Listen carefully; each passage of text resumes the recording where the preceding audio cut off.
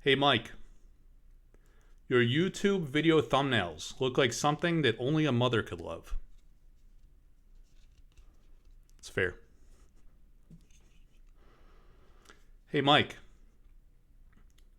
I really like your videos. Everything except the part where you talk. Hooah. Hey Mike, the sorcery market is a fugazi. Everything that is sold is because you sold it. You're pumping the market. You're pumping and dumping.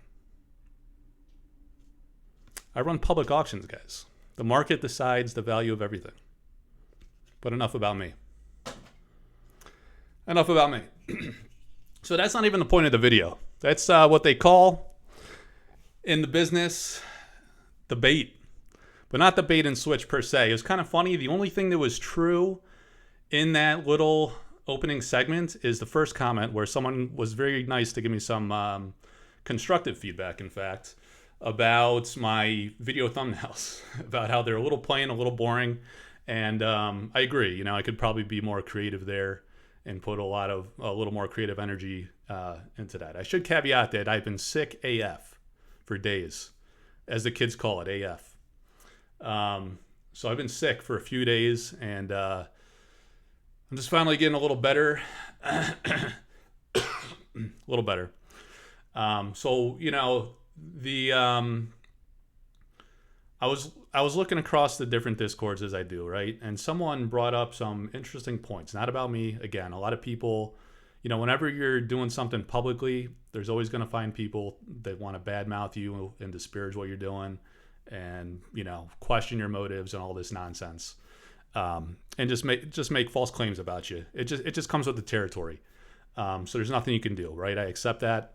But this isn't going to about me personally. It's about claims made about the project, about the company, that I think are pretty interesting to discuss, and they're hard to discuss too because it's polarizing too. You know, like everyone thinks I have my own biases, and of course I do as a fan of the project. And I back the Backstarter, so I have a vested interest. I do work with artists and help them promote their brand and market them as an artist, as a person, and help them sell paintings and art proofs and all kinds of things, right? So I do have a vested interest, obviously. So, you know, just like anyone that has a vested interest in anything, you're not going to come out and highlight the negatives and talk negatively if you're passionate about it and you believe in it yourself. You know, I've bought several paintings myself, and the product itself, I've loved it since day one, since beginning of Discord. I bought into the Backstarter before anything was worth anything. So if you want to call that bias, more power to you. I call that pure, genuine passion, and you're going to see the magnitude of that as I reveal my Kickstarter fulfillment. All right, but we'll put that aside. I was looking across the discords, and I noticed someone posted an interesting comment about some of their reservations about the game, to put it kindly. They're strong comments, but not unfair in some ways. I think some of them are valid, and we'll get into that. We'll talk about it blow by blow. And I think some come from a place of maybe misinformation or lack of depth of information. Because like not everybody's involved in the Discord, in the Facebook, in social media at all, right? So they have not been privy to like updates along the way and some of the inside knowledge that people that are closer to the project have. So that's really the point of this video, right? To kind of reach those folks that maybe could use the information. And again, I'm not trying to convince anybody. Some people cannot be convinced, and it's not my job to convince them. It's the creators, frankly. And you know, content creators are supporters. They have a role. We're content creators first and foremost because we're passionate about the game, right? We want to encourage growth of the game because it makes it more fun and better for everybody. And we do have a vested interest, right? We want the game to do well because we love it and because some people sell things and we just want it to survive and do well. I mean, I first loved it because it's like the greatest art project I've ever seen in my life. And that's okay to say about a game that you play as well. I mean, the aspect of it being an art project and probably literally the best I've ever seen is enough to just love it and be true and genuine, authentic about it. All right. So these comments, I thought were representative of a lot of the feelings that some dissenters have across the community. So I did want to address them. I want to come from a place of objectivity as best as possible, having already disclosed my biases. And people are going to shit talk me and probably try to discredit my perspectives here. But I'm telling you, I'm trying to lay out facts. I'm trying to lay out opinions. And those opinions are my own. And they're not necessarily valid. I mean, they could be wrong. They're opinions. So that's up for you to decide. If you agree, you agree. If you disagree, that's fine too. It's just an opinion. All right. So they have no, I'm going to read it now, okay? This is somebody else's words. They have no go-to-market plan, no way to keep people interested between sets. They effed over their first retail release by bypassing LGSs and going direct to sellers. They couldn't get distro forever because they didn't know how to F it worked. Hooah. For $4 million on Kickstarter, they have half-assed just about everything. Hooah. All right, then it gets into a list of arguments, but I want to take it from the top first, kind of break it down. They have no go-to-market plan. Well, right off the bat, I strongly disagree. Now, I do wholeheartedly disagree that we know very, very little about the go-to-market plan. And that's problematic, for a lot of people. For stores that want to take the risk of carrying an indie startup, a lot of stores won't even do that at the Kickstarter stage. So they'd be taking a leap of faith, I believe, to some respect. Sure, you got confidence from the Kickstarter. That shows some serious demand. And $4 million of product sales is not just speculation. Even if it's heavy speculation, $4 million is such a substantial number that there's certainly genuine interest in this project. I think there are art collectors, board game players, unconventional market segments that you would think that you would not immediately associate with a conventional. And when I say conventional, a conventional TCG like a Magic, like a game that's not grid based.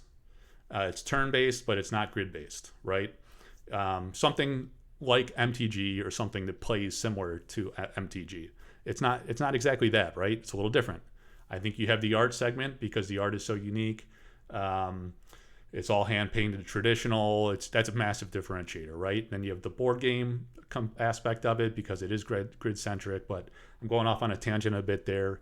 No go to market plan. So I agree with you. We do not know what that is in kind of great detail. It would be beneficial to the market stakeholders, especially investors and collectors and stores, I think, to have a better understanding of that. And I think they will with time. So we are taking a risk here and trusting something that we believe in our hearts for those that are heavily invested in it. But I do not think that they do not have a plan. I think that is kind of unfair and discredits just the experience that the game creator has, quite frankly. He's a very successful entrepreneur, and entrepreneurs do not launch business initiatives without a plan. It is extremely customary, if not absolutely essential, before launching any kind of entrepreneurial endeavor to at least not have a 5-year roadmap, 5-year business plan, right? So I full-heartedly trust that Eric has that, likely in writing and in great detail. All right. So that's just my perspective on that one. No way to keep people interested between sets. So again, not entirely true. Again, we don't know that plan. We've seen glimpses of it perhaps with a mini set that has been announced, a 10 card mini set done by Ed Bear Jr. as the artist. Very accomplished, extremely accomplished artist with a great vision for what these 10 cards are thematically, right? And that might be a bridge between the sets. And that's just only one aspect that we even know of, right? So we can't rush to judgment on that. A lot of this is going to be about a leap of faith of sorts until we know information, more information, right?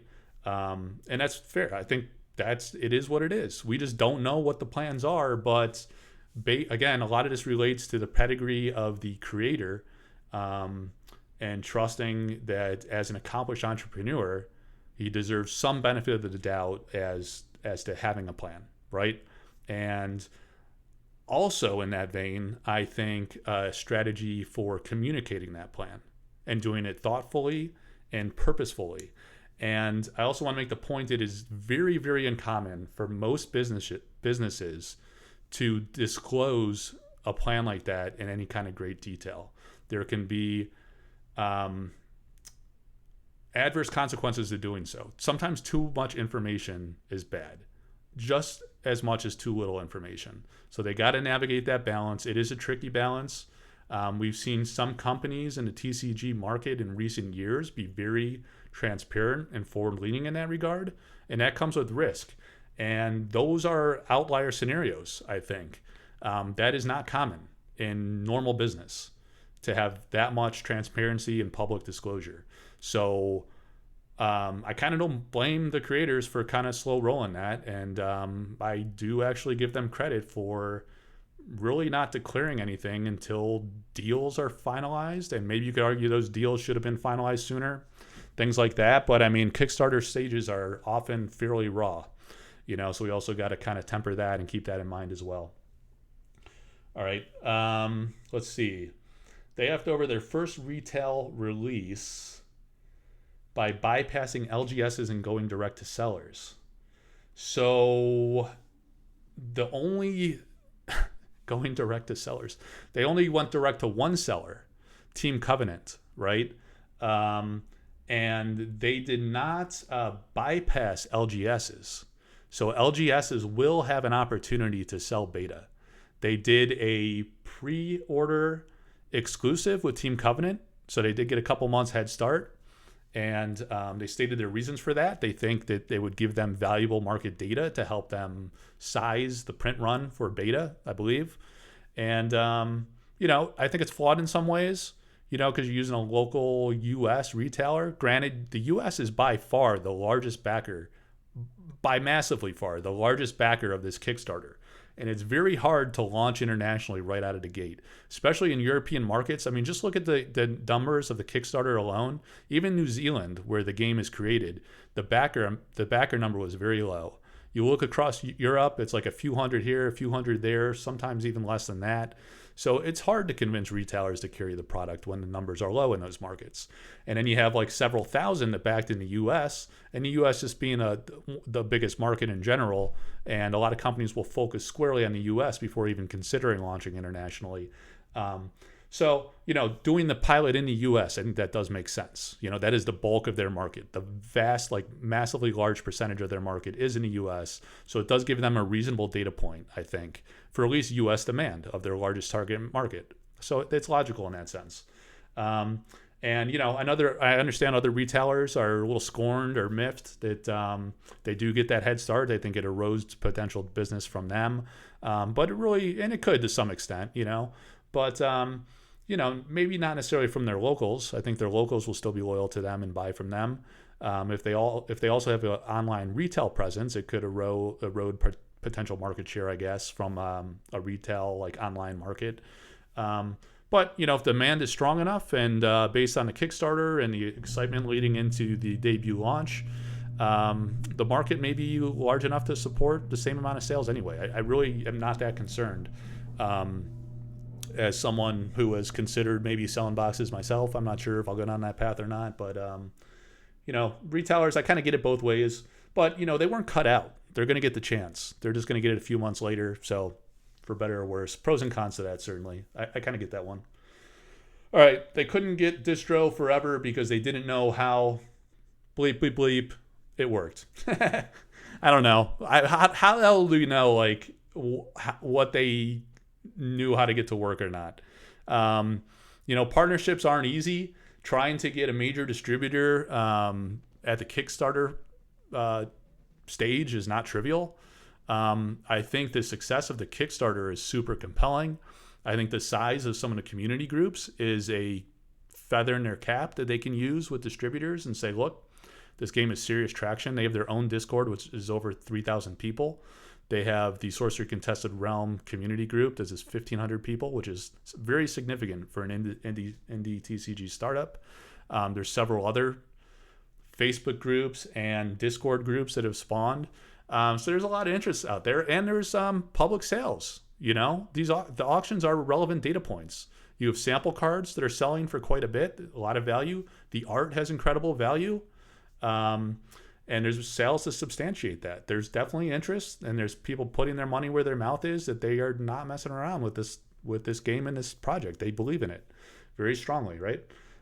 So that's all good. That's all great stuff that other Kickstarter stage games just simply don't have, not on that scale. So you can't take that away from them. All right, well, now we get into the bulletized list, okay? Saving money by, all right, so quotation, saving money by providing a ton less, including owning zero of their artwork. So the argument is they're saving money. And one example of that is owning zero of their artwork. I don't even understand the point, frankly. I think I've seen this criticism about from some people. I had to read that a few times because I just don't understand it, honestly. I'm sorry. I don't understand how you save money by not owning the artwork. Do you think that it is cheaper to commission artwork if you don't own the copyright? I don't think that's true at all. In fact, I know for a fact that this game, this creator has paid 3 to 4x what you would pay a digital artist, a young up and coming digital artist to commission artwork. Like if you compare Flesh and Blood and Sorcery, you could commission digital art from an up and coming artist for a few $100s for a piece. In Sorcery, that's going to cost you several hundred at least. Like upper 100s, 800 plus, sometimes well over $1,000, sometimes well more than that, depending on the artist, the caliber of the artist, and the experience, and their level of fame and accomplishment, and what their work is worth at that stage. Like an artist like Ed Bear Jr., for example, that's going to cost us a pretty penny because he's a very, very significant artist. And not owning the artwork, I've seen that as a criticism as well. But this game is a massive art project, and it supports artists like no other. I mean, to give the copyright to the artist, allow them to keep that copyright, is huge. I mean, that is huge advocacy for artists, and it makes them very likely to want to work for you because it's extremely valuable for the artist. And I think I'm going to talk some more about this. I'm going to have Ed Bear Jr. back on the show again. I believe he's willing to do so, and I want to ask him more about this, the value of the copyright, and why there's this notion that it's a mistake for a creator to allow that artist to retain their copyright. I think that is a huge selling point to attract the best artists in the world, and his company is not going to compromise on that. And they're not saving money by doing that. They're certainly not. That is not true. And they don't need to monetize in that way. They can make a ton of money in many, many other ways. They don't need to own the art. They're not compromising IP to do so. They have the rights to use that artwork for marketing purposes per contracts with the artists. And that's evident. That's obvious because they're selling playmats with the art on it. So they're not losing revenue on playmat potential. They're using it for marketing. So we've seen evidence of it. So what are they losing out on? I mean, yeah, they'll expire in 10 years, the contracts. I think the company has stated that, at least with the Frazetta license agreement. No, I think it's been stated more broadly. Maybe that's the deal with all the artists. But so what? 10 years, guys. That's a long runway. And then you're going to get a whole new cycle of artists along the way for those 10 years. Or maybe they'll re-up the contract, if it's serving both parties. I don't see it as a loss in any way. I see it as tremendously great for the artists, for everybody, for other businesses to create business opportunity around the game. That's wonderful too, because look what it's done. I mean, I've been successfully able to run a lot of auctions.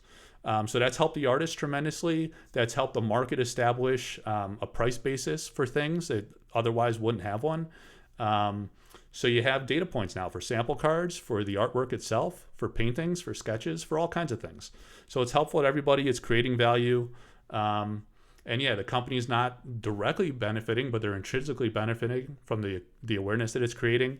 The whole market benefits really from the value credibility. It shows that there's genuine value, genuine interest, and some speculative interest, which is also helps draw awareness, attention, interest from investors and collectors. All right, all printing done in China. So these are the negatives. Yeah, I mean, a lot of stuff's made in China, and a lot of companies and TCGs print in China, and a lot of companies print at other places that are having a lot of manufacturing issues. You know, I saw a video recently where it was a live actually, and the person's channel was talking about how there have been printing issues for Magic serialized cards that they're putting out there. So you have these cards that are 500 inserts in a set. From what I understand, and I'm no Magic expert, so if I'm misquoting that, I apologize. But they're special inserts that are very limited to some extent, and they're coming out with print issues. You know, so you'd think there'd be better print quality, print control to make sure that at least those cards got some extra QA QC attention.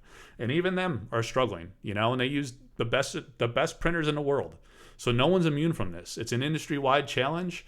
The company has put a QA QC team on site at the China factory. Again, like those that are not close to the project may not know this or plugged into all the socials. And maybe that's an argument you can make that like a lot of stuff gets said in Discord and various places. More could be said through the Kickstarter page, but a lot is said through the Kickstarter page if you guys want to go check there. Even if you didn't back the project, I believe that's all publicly available. The frequently asked questions and community comments and stuff like that. And yeah, maybe there's a better way they could push it out more broadly. That's fair. That's a fair criticism. But yeah, printing is a problem all over the place, and we'll see. I'm going to reserve judgment on China until I see the product. I saw the Alpha Precon cards. I showcased those on my channel, and they were phenomenal quality. I was super impressed, and they were a lot better than the sample cards. So I think they upgraded the printing equipment at the factory. They mentioned that they themselves invested in that factory to help them upgrade their equipment. And I think it shows. It really shows in those cards. So again, let's just see when it comes out in alpha. I'm sure it won't be perfect, but no printer is perfect right now. Every single TCG has its problems. We don't get PSA 10s, BGS 10s popping out of the pack every time, and even that variability is a positive for people that grade cards and want to create a premium from grading cards. As long as it's not all jacked up holistically. You'd expect some variability. It's a nature of printing at mass scale. That's going to happen. But I don't want to say that China itself is a problem. I want to wait for the product to come out and then judge. My opinion, you think whatever you want. All right. Having basically no foils so they don't have to pay for the plates. No foils. So every single card has a foil variant. That was my first reaction. And to be fair to this comment, the person explained that he had heard like just kind of a one-liner on a YouTube channel saying that there was only 1 to 2 foils per box, I think he said, or something like that. So that's what he meant by basically no foils. I think he didn't mean like in general. It was more about the pull rate or distribution. So to clarify, every single card in the set does have a foil variant. There's lots of foils. So the point about the reason why they don't have it is to pay for the plates. I think that was more so where I guess he's making the claim that they're so rare and limited. They did that as a cost-saving measure because it's more expensive to print foil variants. So yeah, the 1 to 2. So the foil pull rate is 1 in 4 packs. So that's a good balance, right? And we talked about this. I was kind of conversing with this person back and forth. And I said, I don't think it's a good idea to have a foil in every single pack because that really dilutes it and makes it not valuable and it removes the chase. The point of the foils is to create a chase to resonate with modern sensibilities. So initially, Eric didn't want to do any foils whatsoever because this is supposed to be a throwback to 90s era, golden era of TCGs, so to speak. And initially he wasn't going to do foils. So he did decide to do foils. He decided to do a lot of foils. But he decided to make the pull rates reasonably rare, 1 in 4 packs. And yes, it's going to be a lot harder to get to uniques, but that's the chase element, right? So you'll get plenty of, you get a reasonable amount of ordinary foils and exceptionals. And then elites and uniques are going to be significantly more rare to pull, I believe. That's our going in assumption. We'll see once we start opening packs. So I think it is a reasonable balance, and there you go. There's some additional information that helps, and I think we already worked that one out and talking back and forth. All right, and the next one says, dumbing down their pre-cons, post-Kickstarter, and making them different. for ... reasons. I don't know. I actually don't know what he means here by dumbing down their pre-cons post Kickstarter and making them different. Yeah, I'm just gonna skip that one because I really don't understand the point. All right, zero marketing, not an ounce. So I've talked about this one in the past.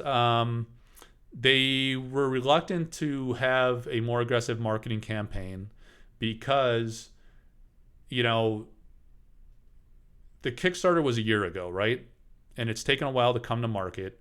And from the very start, after Kickstarter closed, people were just hearing of the Kickstarter. You can imagine what a $4 million Kickstarter will do for awareness and publicity. It's exactly what you think. They were getting inundated with requests of how do I get this product? Where do I buy this product? And they were telling people that it wasn't available for purchase. And at that point, the Kickstarter had just closed in like early April timeframe, I think it was, and the product was not set to come out till September. So their go-to-market plan and strategy was to ramp up the marketing like we are seeing now, right? We have product releasing to partners, to content creators that have been helpful in the project in some way, and we're getting to showcase the product. And that's stage one of the strategy. And it's going to other larger channels as well that have a lot of views, so they're growing the awareness in anticipation of release, and then build up to beta where people can now go and finally buy that product. But it wind the clock back to a year ago when the Kickstarter campaign just closed and people were being told you're going to have to wait many months before you could buy anything. The last thing they wanted to do was pour gas on the flames and get people all juiced up and jazzed up and then say, sorry, but you can't buy anything, right? And they're having to turn people away and saying there's nothing to buy. And that was a very bad feel for people. And they were feeling that in their responses. And they decided that they were going to focus on delivering the best product they possibly could, do the design development they needed to do, which was a lot because the sample cards show that the early design development is significantly changed from the state of the game today. And everyone is playtesting the game, and even other content creators and stuff that are more into other games but gave this one a look have generally largely agreed that it's a good game on a gameplay merit, right? It's a very good game. It is a very improved game too from the more raw earlier stages. So the focus was put there for some understandable reasons, I think. And I myself was worried about I've said this before too, that I was worried about the momentum of Kickstarter really losing that momentum, right? And having that momentum atrophy over time and people losing interest. But I do now better appreciate the notion that if you really, really aggressively market a product that is not ready to be sold, that is just as problematic. And if you believe in your product and you can market it at a time when it can be purchased, I do believe that is a very smart business strategy, right? If you believe in your product, you believe it'll sell because it's a very high quality product, because the art is phenomenal, because the gameplay is phenomenal, it's innovative, it's different, it's fun, then you have nothing to worry about, right? The market will be there when you're ready to bring a great product to it. So I've come around to this idea that was the right play, and we'll see, right? That's my opinion. Again, these are opinions. Some of these are opinions, some of these are facts. That's an opinion. I could be a jackass moron and be wrong, and the game could fail 2 months after release. But that's my opinion. I don't think that's going to happen. All right. Nothing promotional for playing. Well, so there's a few things. In the Innkeeper Pledge Kit, there were 24 cards included. The Champion is the name of the card, and it's a very fitting card. It's because of the art design. It's like a champion with his sword plunged down into the earth, like right next to a guy he just killed. It's awesome. By Vincent Pompetti. Amazing artwork.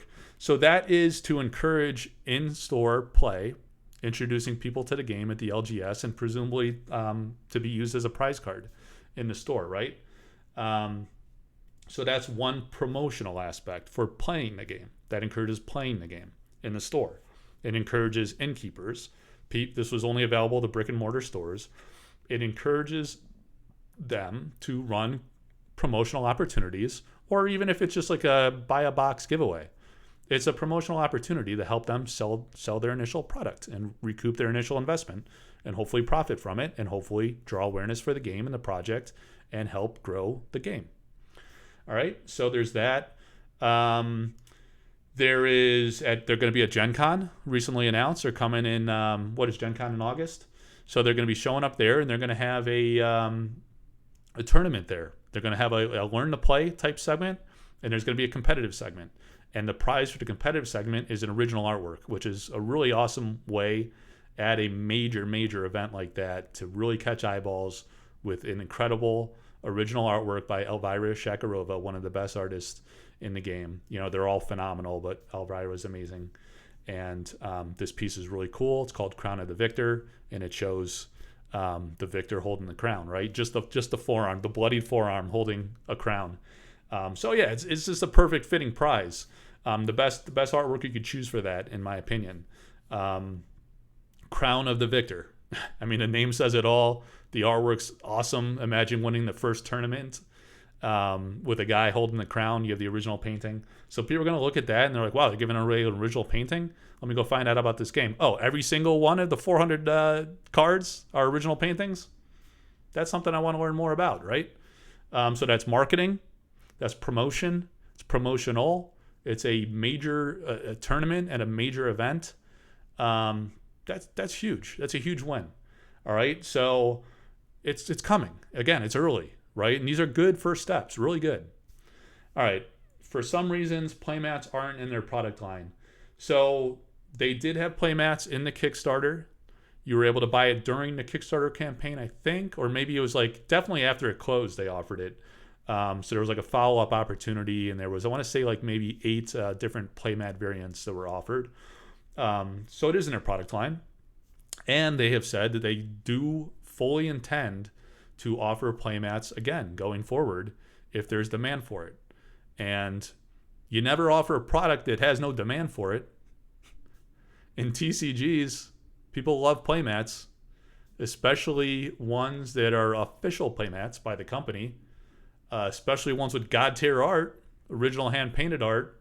So it's in the product line. I think it's pretty firm to say there will be playmats offered again in the future. All right, so there's the blow by blow. That was the last one, 32-minute video, pretty standard. So again, guys, a lot of these were my own opinions. I'm bullish on the game. I'm a massive fan of the game. I'm optimistic. I demonstrated that before anything was worth anything. I backed significantly into the Kickstarter.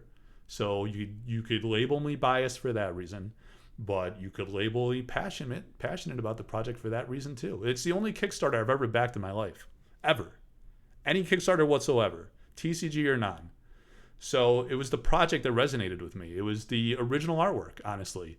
The art, all right? Not the gameplay. There's nothing wrong with that. You can love a game for the artwork. You could love to collect things and not have gameplay be your first and primary motive. Do I want to play the game? Yes.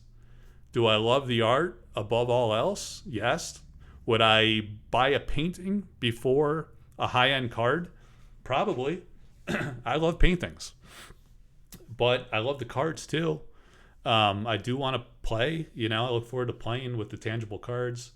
But yeah, they're my opinions, and they come across with a favorable lens because I love the game. I love the project. I think it's like a unicorn project. I'm so excited about the art, honestly. It's just, it's never going to be replicated again in our lifetime. No one is going to front the money for 400 paintings before it's had the slightest little ounce of any kind of success whatsoever. That is a massive risk that 99.99999% of the world would not embark on. It wouldn't have the financial means nor the risk appetite to take that on. And it's amazing artwork, right? These are really accomplished artists and really balanced with really, really impressive and exciting up-and-coming artists. So it's just phenomenal. And it's being done by an art director, an accomplished art director that has the financial means to make it work. And he'll need to have success to keep it going, for sure. He can't just be pouring his own money into it forever for it to be a big success, certainly. So it's got to resonate. It's got to do well, but I think it's going to appeal to a broad diversity of markets. It might not resonate to like really competitive flesh and blood players or certain like MetaZoo, like other different art genres, or let's say like even board games, you know, that don't like the variability of having to pull cards in packs and stuff like that, and not just being able to buy the whole set like a living card game and the incremental releases. But it doesn't have to appeal to everybody. The market's massive. It's diverse. Interests are diverse. Opinions, feelings are diverse. I mean, you don't have to please every stakeholder, and you cannot and you should not. You should develop a core, identify what that core is, know very strongly how to appeal to that core market, and just do that. It's not for everybody. I'm not trying to convince anybody. I'm trying to lay out facts and my opinions, and hopefully this helps you guys knowing some more of the facts. Formulate your own opinion, and don't let my opinions bias you. Formulate your own opinion, and let's see when the product comes out. Let's see as the communications ramp up, and that's the time to judge. It's early days, very early days. All right, guys, long video. Thanks for hanging in there. I'll be feeling better soon, and I'll talk to you soon. Take care.